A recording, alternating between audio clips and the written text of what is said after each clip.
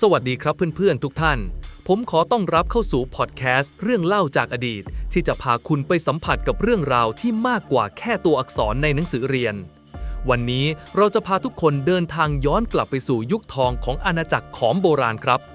ยุคที่ปราสาทหินสูงเสียดฟ้าถูกสร้างขึ้นราวกับปั้นด้วยเวทมนต์ยุคที่อารยธรรมรุ่งเรืองถึงขีดสุดและยุคที่บุรุษผู้ยิ่งใหญ่ที่สุดคนหนึ่งของประวัติศาสตร์อุษาคเนย์กำลังจะขึ้นครองราชย์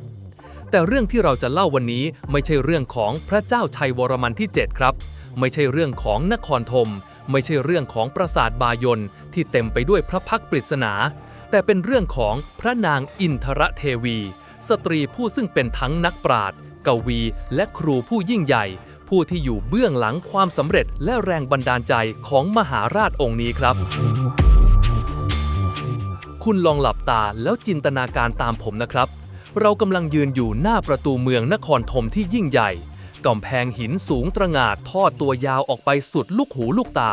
มีรูปปั้นเทพและอสูรเรียงรายราวกับทหารยามที่เฝ้ารอคอยเราอยู่สองข้างทางมีต้นไม้สูงใหญ่และบ่อน้ำที่สะท้อนท้องฟ้าสีคราม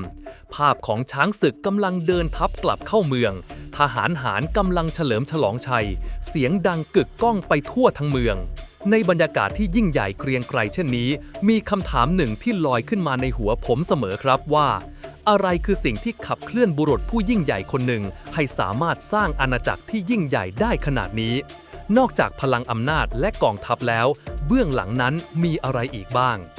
คำตอบของคำถามนี้อาจจะไม่ได้อยู่บนบัลลังก์ของกษัตริย์ครับแต่อาจจะอยู่ที่บัลลังก์เคียงข้างที่มีราชินีผู้นั่งอยู่ด้วยปัญญาอันล้ำลึกและจิตใจที่เปี่ยมด้วยเมตตาเธอคืออินทรเทวีเรื่องราวของพระนางอินทรเทวีนั้นไม่อาจแยกออกจากเรื่องราวของพี่สาวของเธอได้เลยครับพี่สาวของเธอมีนามว่าพระนางชัยราชเทวีทั้งสองพระองค์ประสูติในตระกูลพราหมณ์ชั้นสูงเป็นบุตรีของพระราชครูที่ปรึกษาของกษัตริย์ทั้งคู่เติบโตขึ้นในสภาพแวดล้อมที่เต็มไปด้วยความรู้และศิลปะแน่นอนว่าต้องมีอิทธิพลอย่างมากต่อความรู้และจิตใจของพวกท่านพระนางชัยราชเทวีนั้นว่ากันว่าเป็นผู้หญิงที่มีจิตใจงดงามมากครับงดงามทั้งภายนอกและภายในเธอมีศรัทธาในพระพุทธศาสนาอย่างแรงกล้าและเป็นผู้ที่ทรงอุทิศตนเพื่อการกุศลอย่างแท้จริงและด้วยความงดงามทั้งปวงนี้เองทำให้พระเจ้าชัยวรมันที่ 7ซึ่งในเวลานั้นยังเป็นเจ้าชายหนุ่มๆเกิดความรักและได้อภิเษกสมรสกับเธอในขณะที่พี่สาวของเธอเป็นสัญลักษณ์แห่งความเมตตาและศรัทธาน้องสาวอย่างพระนางอินทรเทวีกลับเป็นสัญลักษณ์ของอีกสิ่งหนึ่งครับนั่นคือปัญญาพระนางอินทรเทวีเป็นกวีที่มีความสามารถครับเธอศึกษาคัมภีร์และศาสตร์ต่างๆอย่างลึกซึ้งและเป็นที่ยอมรับว่าเป็นผู้รอบรู้ในยุคนั้นเลยทีเดียวเธอไม่ได้เป็นแค่บัณฑิตหญิงทั่วไปนะครับแต่เธอเป็นผู้ที่มีความสามารถในการแต่งโครงฉันกาบกลอนที่ไพเราะและมีความหมายลึกซึ้งคุณลองจินตนาการดูสิครับว่าในยุคที่ผู้หญิงมีบทบาทจำกัดในสังคมแต่เธอคนนี้กลับโดดเด่นขึ้นมาด้วยสติปัญญาของเธอเองมันน่าทึ่งขนาดไหนแต่แล้วเรื่องราวก็นำเราไปสู่จุดเปลี่ยนที่สำคัญครับ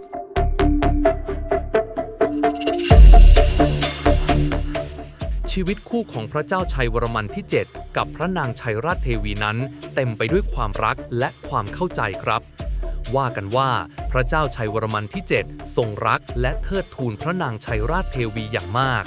แต่แล้วโชคชะตาก็เล่นตลกกับพวกเขาในช่วงที่พระเจ้าชัยวรมันที่ 7ต้องออกไปทำสงครามเพื่อกอบกู้บ้านเมืองที่กำลังตกอยู่ในภาวะวิกฤตและได้ชัยชนะกลับมาอย่างยิ่งใหญ่แต่เมื่อกลับมาถึงเมืองท่านกลับต้องเผชิญหน้ากับความสูญเสียที่ใหญ่หลวงกว่าการพ่ายแพ้ในสงครามครับนั่นก็คือการจากไปของพระมเหสีสุดที่รักพระนางชัยราชเทวีคุณลองนึกภาพตามผมนะครับชัยชนะที่ยิ่งใหญ่ที่สุดกลับต้องแลกมาด้วยการสูญเสียครั้งใหญ่ที่สุดพระเจ้าชัยวรมันที่ 7ต้องแบกรับความเศร้าโศกอย่างหนักเขาไม่เพียงแค่สูญเสียภรรยาแต่เขาเหมือนสูญเสียแก่นของชีวิตไปเลยครับแ แต่แล้วในช่วงเวลาที่มืดมนที่สุดของกษัตริย์ผู้ยิ่งใหญ่คนนี้ก็มีแสงสว่างเล็กๆส่องเข้ามาในชีวิตของท่านแสงนั้นมาจากพระนางอินทรเทวีครับพระนางอินทรเทวีไม่ได้เพียงแค่เข้ามาเป็นราชินีองค์ใหม่ของอาณาจักรครับแต่เธอเข้ามาในฐานะผู้ปลอบประโลมจิตใจพี่สาวของเธออาจจะจากโลกนี้ไปแล้วแต่ปัญญาและจิตวิญญาณของพี่สาวกลับไม่ได้หายไปไหนมันถูกถ่ายทอดมาสู่เธอทั้งหมดและเธอพร้อมที่จะใช้มันเพื่อเยียวยาจิตใจที่บอบช้ำของกษัตริย์ผู้ยิ่งใหญ่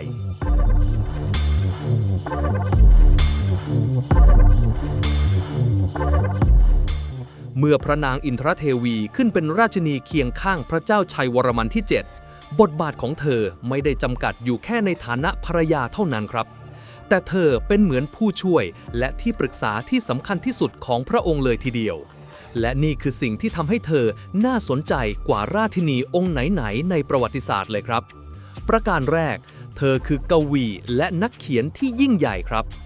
พระนางอินทรเทวีใช้ความสามารถทางด้านวรรณศิลป์ของเธอในการแต่งบทกวีและบทจารึกต่างๆเพื่อสรรเสริญพระเกียรติของพระเจ้าชัยวรมันที่ 7และพี่สาวของเธอเรื่องนี้สำคัญมากนะครับเพราะมันไม่ใช่แค่การสรรเสริญธรรมดาแต่มันคือบันทึกประวัติศาสตร์ในรูปแบบที่งดงามที่สุดเท่าที่มนุษย์จะทำได้หนึ่งในบทจารึกที่สำคัญที่สุดของเธอถูกพบที่ปราสาทตาพรหมครับซึ่งเป็นปราสาทที่สร้างขึ้นเพื่อเป็นอารามหลวงและมหาวิหารในพระพุทธศาสนามีการกล่าวถึงพระนางชัยราชเทวีและพระนางอินทรเทวีอย่างชัดเจนบอกเล่าถึงความรักที่พี่สาวมีต่อพระเจ้าชัยวรมันที่ 7และความสามารถของน้องสาวในฐานะนักปราชญ์และกวีจารึกที่สำคัญอีกชิ้นหนึ่งคือที่ปราสาทพระขันซึ่งเป็นปราสาทที่สร้างขึ้นเพื่ออุทิศถวายแด่พระบิดาของพระเจ้าชัยวรมันที่ 7ในจารึกนี้มีบทหนึ่งที่น่าสนใจมากครับมีการบรรยายถึงพระนางอินทรเทวีว่าเป็นผู้รอบรู้ในคัมภีร์ต่างๆและเป็นครูผู้สอนแก่มเหสีคนอื่นๆโอ้โหลองคิดดูสิครับว่าการที่ผู้หญิงคนหนึ่งสามารถขึ้นมาเป็นครูของเหล่าสตรีในราชสำนักได้มันไม่ใช่เรื่องง่ายๆเลยนะครับประการที่ 2 เธอคือผู้สร้างแรงบันดาลใจในยุคที่พระเจ้าชัยวรมันที่ 7กำลังเผชิญหน้ากับความเศร้าโศกจากการสูญเสียพระนางอินทรเทวีได้ใช้ความรู้และปัญญาของเธอเป็นเสมือนเครื่องมือในการเยียวยาจิตใจของพระองค์ครับเธอเล่าเรื่องราวในคัมภีร์พุทธศาสนาเล่าเรื่องราวของพระโพธิสัตว์ที่เสียสละเพื่อผู้อื่นและชี้ให้เห็นถึงแก่นแท้ของชีวิตและในที่สุดพระเจ้าชัยวรมันที่ 7ก็ได้ก้าวผ่านความโศกเศร้ามาได้และพระองค์ได้เปลี่ยนความเศร้าให้กลายเป็นแรงบันดาลใจที่จะสร้างสรรค์สิ่งดีๆเพื่อประสบนิกรของพระองค์ครับพระองค์เริ่มสร้างโรงพยาบาลกว่า102แห่งทั่วอาณาจักรสร้างวัดและอารามมากมายและที่สำคัญที่สุดคือการสร้างปราสาทบายนที่เต็มไปด้วยพระพักตร์ปริศนาของพระอวโลกิเตศวรซึ่งเป็นพระโพธิสัตว์ในพุทธศาสนามหายานที่เปี่ยมด้วยเมตตาคุณคิดว่าความเมตตาอันล้นเหลือของพระองค์มาจากไหนครับมันไม่ใช่แค่การตัดสินใจของกษัตริย์นะครับแต่ผมเชื่อว่ามันได้รับอิทธิพลอย่างมากมาจากพระนางอินทรเทวีผู้ที่คอยปลูกฝังเรื่องราวของพระโพธิสัตว์และเมตตาธรรมมาโดยตลอดเธอคือแรงผลักดันที่อยู่เบื้องหลังความยิ่งใหญ่นี้ทั้งหมดครับในจารึกที่ปราสาทพระขันยังกล่าวไว้อีกนะครับว่าพระนางอินทรเทวีเป็นแม่ของเหล่าผู้คนวลีนี้ไม่ใช่แค่การเปรียบเทียบธรรมดานะครับแต่มันสะท้อนถึงบทบาทที่แท้จริงของเธอในฐานะราชินีพระนางอินทรเทวีไม่ได้จำกัดตัวเองอยู่แค่ในวังเธอเข้าไปมีส่วนร่วมในโครงการการกุศลต่างๆที่พระเจ้าชัยวรมันที่ 7ทรงริเริ่มขึ้นมาครับไม่ว่าจะเป็นการดูแลโรงพยาบาลการจัดการศึกษาให้กับประชาชนหรือแม้กระทั่งการดูแลศาสนสถานต่างๆในยุคนั้นการที่ประชาชนจะเข้าถึงการศึกษาเป็นเรื่องที่ยากมากครับแต่พระนางอินทรเทวีได้ให้ความสำคัญกับการศึกษาอย่างยิ่งเธอสนับสนุนการสร้างโรงเรียนและอารามต่างๆเพื่อให้ผู้คนสามารถเข้ามาศึกษาหาความรู้ได้และเธอก็เป็นหนึ่งในครูที่สอนวิชาต่างๆให้กับผู้คนในราชสำนักด้วยตัวเอง ลองจินตนาการดูนะครับว่าในสมัยนั้นไม่มีใครเคยเห็นภาพของราชินีที่จะลงมาคลุกคลีกับประชาชนและเป็นผู้สอนหนังสือให้กับสตรีและบุรุษในราชสำนักอย่างจริงจังแบบนี้มาก่อนเธอเป็นเหมือนราชินีผู้บุกเบิกในด้านนี้เลยครับคุณอาจจะสงสัยนะครับว่าทำไมพระนางอินทรเทวีถึงได้ทุ่มเทเพื่อสิ่งเหล่านี้ขนาดนี้คำตอบอาจจะมาจากรากฐานของเธอเองครับเธอมาจากตระกูลนักปราชญ์เธอเห็นคุณค่าของความรู้มาตั้งแต่เด็กและเธอก็เชื่อว่าการศึกษาคือสิ่งที่จะช่วยพัฒนาอาณาจักรให้เจริญรุ่งเรืองได้อย่างแท้จริงครับ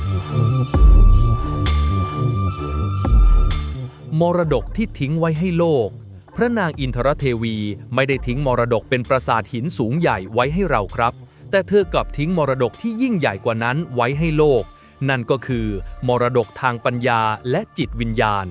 เธอทำให้โลกได้เห็นว่าผู้หญิงก็สามารถมีบทบาทที่ยิ่งใหญ่ได้ไม่ใช่แค่ในฐานะแม่บ้านหรือผู้ตามแต่ในฐานะผู้นำทางความคิดผู้นำทางจิตวิญญาณและผู้สร้างแรงบันดาลใจให้กับผู้อื่นเธอทำให้เราเห็นว่าอำนาจไม่ได้มาจากกองทัพหรือเงินทองเท่านั้นแต่อำนาจที่แท้จริงมาจากปัญญาและความเมตตาครับและเธอทำให้พระเจ้าชัยวรมันที่ 7ซึ่งเป็นนักรบผู้ยิ่งใหญ่กลายเป็นกษัตริย์ที่เปี่ยมด้วยเมตตาธรรมอย่างที่เราได้เห็นกันในทุกวันนี้ครับผมอยากให้เราลองมองปราสาทต่างๆในนครธมใหม่นะครับครั้งหน้าถ้าคุณมีโอกาสได้ไปเที่ยวปราสาทบายนหรือปราสาทตาพรหมผมอยากให้คุณลองมองข้ามความยิ่งใหญ่ของสถาปัตยกรรมไปก่อนนะครับและลองจินตนาการดูว่าเบื้องหลังความยิ่งใหญ่เหล่านั้นมีผู้หญิงคนหนึ่งที่ชื่ออินทรเทวีผู้ที่ใช้สติปัญญาและความเมตตาของเธอในการขับเคลื่อนอาณาจักรให้เจริญรุ่งเรืองและสร้างตำนานที่ยังคงงดงามจนถึงทุกวันนี้ครับผมเชื่อว่าเรื่องราวของพระนางอินทรเทวีสอนให้เราเห็นว่าบางครั้งบทบาทที่สำคัญที่สุดอาจจะไม่ได้อยู่ที่หน้าเวทีเสมอไปนะครับแต่อาจจะอยู่ที่เบื้องหลังที่คอยผลักดันให้ผู้อื่นเปล่งประกายได้อย่างเต็มที่และนั่นก็คือเรื่องราวทั้งหมดของพระนางอินทรเทวีที่ผมอยากจะนำมาเล่าให้ทุกท่านฟังในวันนี้ครับหวังว่าเรื่องราวของเธอจะสร้างแรงบันดาลใจให้คุณได้ไม่มากก็น้อยนะครับเรายังไม่จบแค่นี้นะครับ 7,000 คำนี้เราจะเจาะลึกไปในทุกแง่มุมเท่าที่จะทำได้ครับลองคิดถึงความสัมพันธ์ระหว่างพระเจ้าชัยวรมันที่ 7กับ2พี่น้องสิครับมันเป็นเรื่องราวที่ซับซ้อนและงดงามราวกับนวนิยายเลยทีเดียวลองจินตนาการดูนะครับพระนางชัยราชเทวีผู้เป็นที่รักอย่างสุดหัวใจของกษัตริย์เธอคือแสงสว่างในช่วงที่พระองค์ยังเป็นเจ้าชายและต้องออกไปทำสงครามเธอเป็นผู้ที่ให้กำลังใจและปลอบประโลมจิตใจของพระองค์อยู่เสมอและเมื่อเธอจากไปโลกของพระองค์ก็เหมือนกับตกอยู่ในความมืดมิดแต่แล้วน้องสาวของเธอพระนางอินทรเทวีก็ได้เข้ามาในฐานะแสงจันทร์ที่ส่องสว่างในยามค่ำคืนเธอไม่ได้มาแทนที่ดวงอาทิตย์ที่จากไปแต่เธอมาเป็นแสงสว่างที่อ่อนโยนและนุ่มนวลกว่าเพื่อช่วยให้พระองค์มองเห็นเส้นทางข้างหน้าได้อีกครั้งในบทจารึกที่ปราสาทตาพรหมมีการพูดถึงพระนางอินทรเทวีไว้ว่าเป็นผู้ที่ปลอบประโลมพระทัยของกษัตริย์ด้วยน้ำตาที่ไหลออกมาจากดวงตาของเธอลองคิดดูนะครับว่ามันมีความหมายลึกซึ้งแค่ไหนเธอไม่ได้ปลอบประโลมด้วยคำพูดแต่เธอปลอบประโลมด้วยความรู้สึกด้วยการเข้าใจถึงความเจ็บปวดที่พระองค์กำลังเผชิญอยู่ความสัมพันธ์ของพวกเขาทั้ง3คนเป็นเหมือนสามเหลี่ยมแห่งปัญญาเลยครับชัยวรมันที่ 7เป็นผู้มีปัญญาในการปกครองและการทำสงครามชัยราชเทวีเป็นผู้มีปัญญาในเรื่องของความรักและความเมตตาและอินทรเทวีเป็นผู้มีปัญญาในเรื่องของวิชาการและจิตวิญญาณเมื่อทั้ง3รวมกันจึงก่อให้เกิดพลังที่ยิ่งใหญ่ที่สุดในอาณาจักรครับเพื่อให้เรื่องราวสมจริงมากขึ้นผมอยากจะพาทุกคนไปเดินเล่นในนครธมกันครับลองคิดดูนะครับว่าชีวิตของพระนางอินทรเทวีในเมืองหลวงที่ยิ่งใหญ่แห่งนี้จะเป็นอย่างไรเธอตื่นขึ้นมาในตอนเช้าในพระราชวังที่ประดับประดาด้วยศิลปะที่งดงามเสียงสวดมนต์ดังแว่วมาแต่ไกลจากปราสาทบายนที่อยู่ใจกลางเมืองเมื่อมองออกไปนอกหน้าต่างเธอมองเห็นรูปสลักใบหน้าที่เปี่ยมด้วยรอยยิ้มของพระอวโลกิเตศวร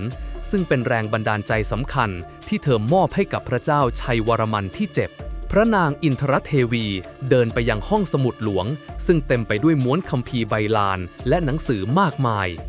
เธอใช้เวลาส่วนใหญ่ที่นี่ไม่ใช่เพื่ออ่านอย่างเดียวแต่เพื่อเขียนด้วยครับ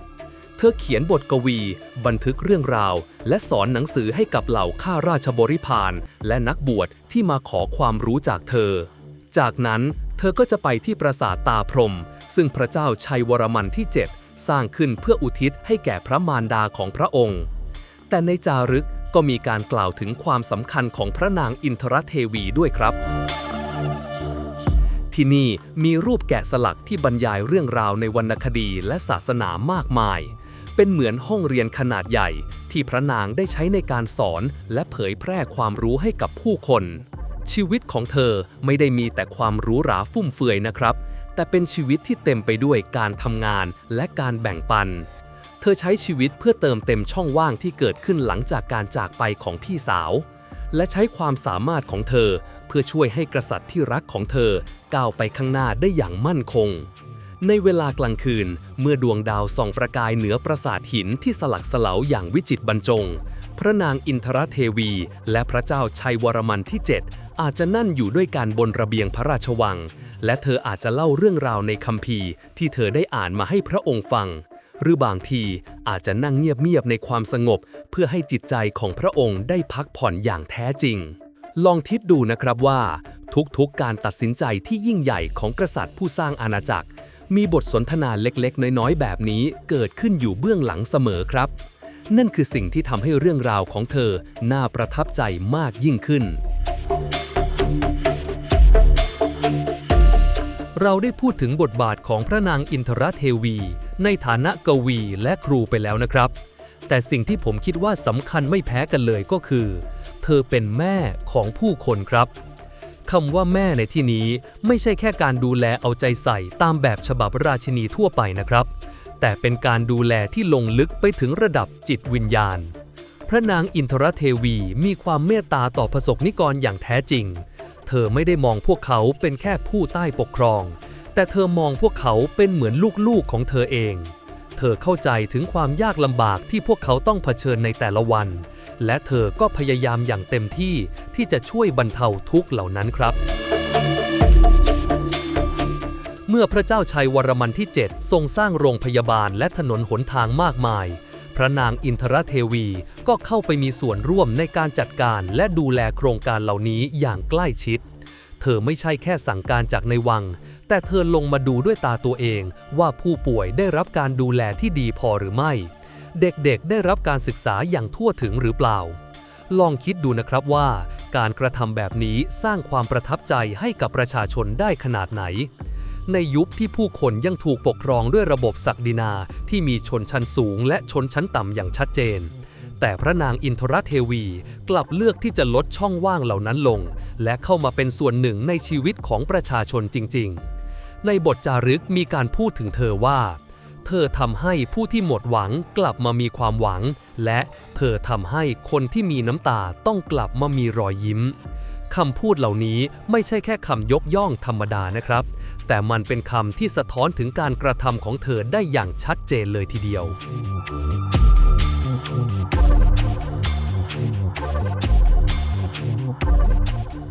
สุดท้ายนี้ครับเรื่องราวของพระนางอินทรเทวีอาจจะไม่ได้ถูกกล่าวถึงในหน้าประวัติศาสตร์มากเท่ากับพระเจ้าชัยวรมันที่ 7ผู้เป็นสามีของเธอแต่ผมเชื่อว่าเธอคือรากฐานที่สำคัญที่สุดของความยิ่งใหญ่ทั้งหมดครับหากไม่มีพระนางชัยราชเทวีผู้เป็นรักแรกที่ให้แรงบันดาลใจหากไม่มีพระนางอินทรเทวีผู้ที่ใช้ปัญญาและความเมตตาในการเยียวยาจิตใจและผลักดันให้พระเจ้าชัยวรมันที่ 7ก้าวไปข้างหน้าเราอาจจะไม่ได้เห็นนครธมที่ยิ่งใหญ่ไม่ได้เห็นปราสาทบายนที่เปี่ยมไปด้วยรอยยิ้มและอาจจะไม่ได้เห็นอาณาจักรที่รุ่งเรืองที่สุดแห่งหนึ่งในประวัติศาสตร์เลยก็เป็นได้ครับเรื่องราวของพระนางอินทรเทวีสอนให้เราเห็นว่าพลังที่ยิ่งใหญ่ไม่ได้มาจากกำลังกายเท่านั้นแต่มาจากกำลังใจและสติปัญญาครับ และคนที่อยู่เบื้องหลังความสำเร็จก็มีความสำคัญไม่แพ้คนที่อยู่บนเวทีเลยแล้วคุณล่ะครับหลังได้ฟังเรื่องราวของเธอแล้วคุณคิดว่าพระนางอินทรเทวีมีบทบาทสำคัญอย่างไรในหน้าประวัติศาสตร์อาณาจักรของโบราณและอะไรคือสิ่งที่ทำให้คุณประทับใจในตัวเธอมากที่สุดทิ้งคำตอบไว้ในคอมเมนต์ได้เลยนะครับและอย่าลืมติดตามพอดแคสต์ของเราในตอนต่อไปที่ผมจะพาคุณไปเจาะลึกเรื่องราวของบุคคลในประวัติศาสตร์ที่น่าสนใจอีกมากมายแล้วพบกันใหม่ครับสวัสดีครับ